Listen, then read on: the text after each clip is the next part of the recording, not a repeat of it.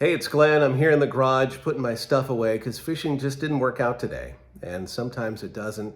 And that actually leads me to what I was going to talk to you about today, which is patience, which is something you certainly have to have if you're going to try to fish, especially if you want to catch, because it takes a lot of patience to be able to do that. I took a fly fishing lesson a few years ago, and the guy who was teaching it said you have to cast to the same spot 15 times and present that fly or whatever kind of lure you're using.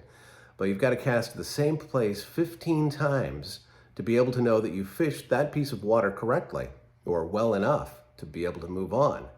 So sometimes you cast the fly and it doesn't float right, and the fish sees it as something that's not natural, and so it moves away. Or maybe you fished it, you presented it just right, but the fish was looking somewhere else.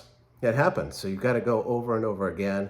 And then you go to the next piece of water or the next place on the lake and you fish that 15 times over and over and over again. And it's the same with marketing your business.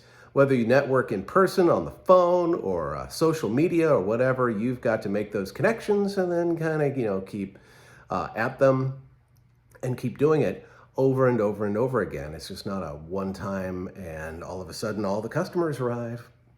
It's not like that. So you've got to have patience.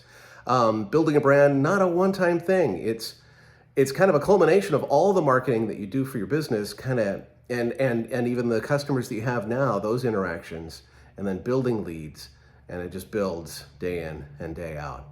There's a thing I read here the other day that says the time it takes to build a committed following is not a failure, but it's actually the success. So that's what you need to put in, is the time and have the patience and enjoy the fishing because it's a lot of fun.